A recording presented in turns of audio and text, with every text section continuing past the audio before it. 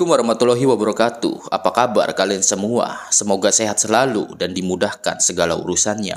Amin amin ya robbal alamin. Di video kali ini saya akan menceritakan sebuah perjalanan spiritual seseorang sampai mempunyai 3 peliharaan makhluk halus yang diberi nama Eti, Wati, dan Yati. Sosok 3 makhluk peliharaan ini masih suka menampakkan dirinya, padahal majikannya sudah sejak lama meninggal dunia. Oke, stop dulu ceritanya. Tapi jangan lupa subscribe, like, share, dan nyalakan tombol lonceng notifikasinya agar tidak ketinggalan video-video berikutnya dari Kamar Kiboh.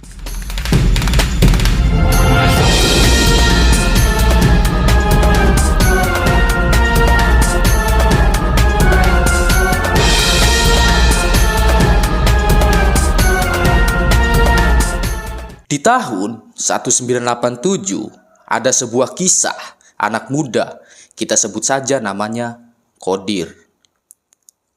Qodir ini anak keempat dari pasangan Pak Yoyo dan Bu Saen.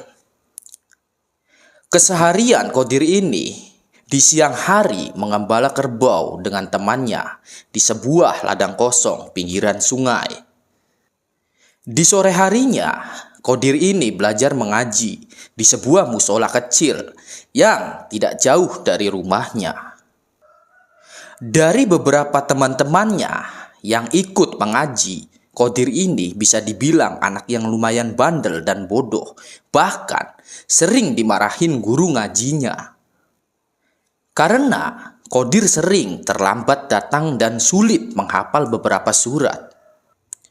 Pada suatu saat, selepas pulang dari mengembala kerbau, Qodir ini terlambat datang sholat berjamaah dan telat mengaji. Guru ngajinya pun menanyakan kenapa Qodir terlambat datang sambil memarahinya. Pada saat itu, entah kenapa Qodir ini malah memarahi balik guru ngajinya sambil berucap, "Mulai saat ini aku berhenti mengaji. Dan suatu saat nanti aku punya anak dan cucu, akan saya larang untuk sholat dan mengaji. Saya tidak rela kalau anak dan cucu saya dimarahin." Sejak saat itu, Qodir mulai tidak lagi terlihat di masjid dan tidak lagi mengaji. Qodir jadi sering menghabiskan waktunya di kandang kerbau milik saudaranya. Padahal orang tua Qodir sudah menasehati Qodir agar belajar mengaji lagi. Namun karena watak Qodir yang keras, tetap saja Qodir tidak mau mengaji lagi. Sampai usia Qodir beranjak dewasa, Qodir ini malah belajar ilmu kebatinan atau ilmu spiritual. Untungnya Qodir belajar kepada orang yang tepat, sehingga ilmu spiritual yang ia pelajari tidak membawa dirinya dalam kesombongan. Qodir belajar ilmu kebatinan kepada salah satu orang dari Sumedang Larang.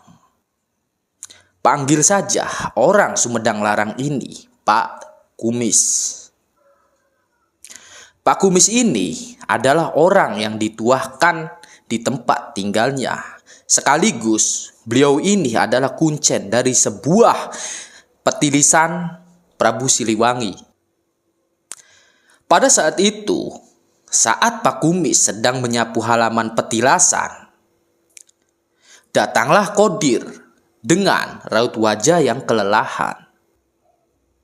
Saat di lokasi petilasan Prabu Siliwangi, Qodir bercerita tentang kehidupannya dan Qodir sempat bilang ingin mencari jati dirinya di tempat tersebut. Namun, awal percakapan Qodir saat bercerita tentang masa lalunya yang sempat membuat dirinya marah dan membenci guru ngajinya, Qodir dimarahin oleh Kumis. Karena Tindakan dan kecerobohan Qadir ini salah besar karena sudah membenci guru ngajinya. Saat Qadir dimarahin Pak Kumis, Qadir hanya diam dan tertunduk dengan rasa malu dan penyesalannya. Setelah perbincangan tersebut, Pak Kumis mengizinkan Qadir untuk berguru kepadanya, tapi dengan syarat Qadir harus berpuasa muti dulu selama 1 bulan dan puasa pati geni selama 3 hari. Tujuan Pak Kumis agar Qadir bisa mengendalikan hawa nafsunya dan agar bisa berperilaku baik untuk kedepannya. Akhirnya, Qadir menyetujui syarat pertama yang diberikan Pak Kumis. Singkat cerita, saat Qadir menjalankan puasa muti baru 15 hari, Qadir merasakan badannya panas seperti terbakar.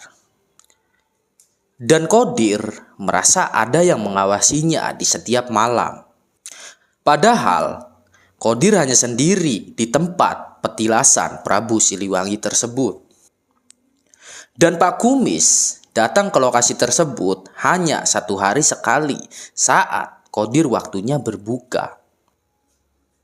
Di hari kedua-dua, godaan mulai menyelimuti Qadir saat sedang menyepi di dalam gubuk kecil di lokasi tersebut.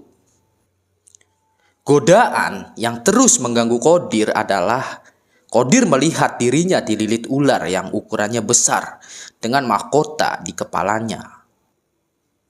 Lalu, Qadir juga melihat 2 harimau yang berjalan di sekelilingnya.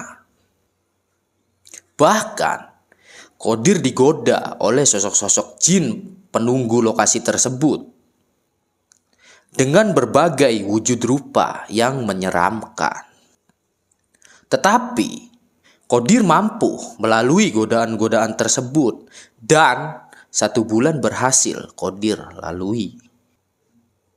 Tinggal 3 hari 3 malam lagi, Qadir berpuasa pati geni.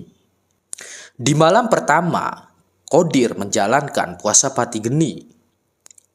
Matahari baru terbenam. Qadir langsung dapat godaan berat. Qadir didatangi sosok perempuan cantik yang ingin bercinta dengannya. Perempuan itu terus meraba-raba badan Qadir agar Qadir gagal dalam tujuannya. Tetapi di godaan pertama, Qadir mampu menahan hawa nafsunya. Di malam berikutnya, saat Qadir mulai bermeditasi, Qadir digoda oleh sosok yang menyerupai orang tuanya. Sosok tersebut memanggil-manggil nama Qadir untuk cepat pulang ke rumahnya. Awalnya, Qadir terkejut dengan sosok yang menyerupai orang tuanya. Namun, Qadir mampu melewati godaan tersebut. Qadir fokus dengan meditasinya sampai matahari terbit. Di malam terakhir menjalankan puasa pati geni, seluruh badan Qadir merasa panas. Godaan-godaan mulai menghantui. Dan semua makhluk halus berkumpul di sekeliling Qadir. Seakan-akan ingin membawa Qadir ke alam lain. Tapi, keyakinan Qadir untuk melewatinya cukup kuat. Akhirnya, dengan ketenangannya, Qadir mendengar samar-samar suara azan subuh. Dan semua makhluk yang mengganggunya seketika hilang tanpa jejak. Sekitar jam 7 pagi, Pak Kumis datang ke lokasi meditasi untuk melihat keadaan Qadir. Saat itu, keadaan Qadir terbilang cukup memprihatinkan. Mata Qadir terlihat merah karena 3 hari 3 malam tidak tidur, ditambah asupan makan Qadir dibatasi. Dan Pak Kumis memberi makanan dan jamu agar Qadir membaik. 3 hari kemudian, kondisi Qadir kembali membaik. Dan Pak Kumis memberi sebuah wajengan dan amalan untuk Qadir pelajari. 2 bulan berlalu, dan beberapa ilmu kebatinan sudah Qadir kuasai. Malam yang ditunggu-tunggu kini telah tiba. Qadir diminta untuk mengetes kemampuannya di sebuah goa kecil di tengah hutan. Menurut pitutur Pak Kumis, di goa kecil terdapat sebuah selendang berwarna ungu yang tidak bisa dilihat dengan mata lahiriah. Pak Kumis meminta agar Qadir mampu mengambil selendang tersebut untuk pelindung dirinya, dan kalau selendang tersebut berhasil Qadir dapat, maka beberapa makhluk yang menjaganya akan tunduk di bawah perintahnya. Singkat cerita, Qadir mulai bermeditasi di gua tersebut selama 9 malam sambil berzikir. Singkat cerita, 9 malam sudah Qadir tempuh, dan godaan dan halangan sudah Qadir hadapi. Dan selendang berwarna ungu sudah Qadir dapatkan. Di hari ke-10-nya, Qadir keluar dari dalam goa untuk menemui Pak Kumis. Dan ternyata Pak Kumis sudah menunggunya di gubuk kecil petalasan Siliwangi.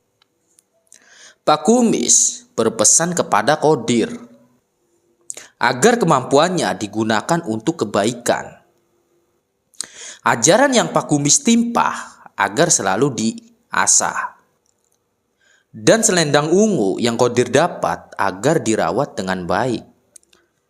Di keesokan harinya, Pak Kumis menyuruh Qadir pulang dan berpesan 1 bulan sekali Qadir harus datang ke tempat tersebut. Tujuannya agar Qadir tidak salah jalan. Akhirnya Qadir berpamitan untuk pulang. Singkat cerita, sesampainya Qadir pulang ke rumah, orang tua Qadir menangis karena kondisi badan Qadir kurus. Dan Qadir menceritakan semua perjalanannya kepada kedua orang tuanya. Beberapa hari kemudian, salah satu keluarga Qadir melihat sosok perempuan berdiri di dalam kamar Qadir dengan wajah yang menyeramkan, hingga membuat saudara Qadir jatuh pingsan. Setelah bangunnya saudara Qadir dari pingsannya, dia menceritakan yang baru dia lihat kepada anggota keluarga Qadir. Namun, beberapa keluarga Qadir sudah pernah melihatnya, namun mereka hanya cukup tahu karena sudah diberitahu Qadir kalau sosok tersebut tidaklah mengganggu, melainkan menjaga. Beberapa bulan kemudian, tamu-tamu yang tak diundang mulai bermunculan dengan tujuan yang berbeda-beda meminta tolong kepada Qadir. Dan Qadir menjamu tamu-tamunya dengan baik dan sopan. Sampai akhirnya nama Qadir mulai dikenal semua orang dengan gelar dukun. 5 tahun berlalu, kini Qadir sudah mempunyai istri dan 6 orang anak. Di antaranya 4 perempuan dan 2 laki-laki.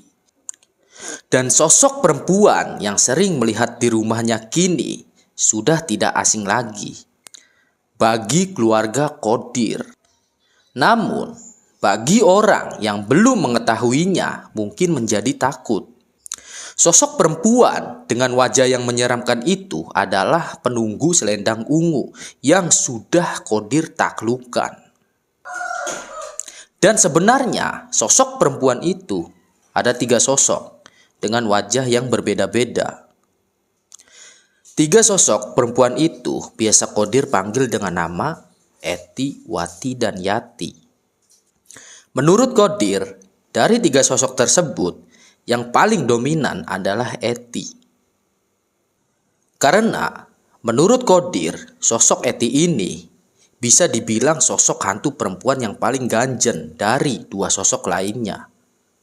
Bahkan, sesudah meninggalnya Qadir, tiga sosok itu masih sering terlihat sampai sekarang. Bahkan, suka merasuki anak Qadir saat pas waktu ada hajatan.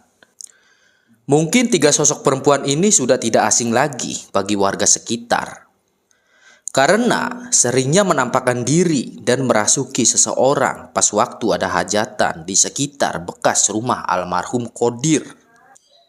Cerita pun selesai. Terima kasih yang sudah menonton video Kamar Gibah. Wassalamualaikum warahmatullahi wabarakatuh.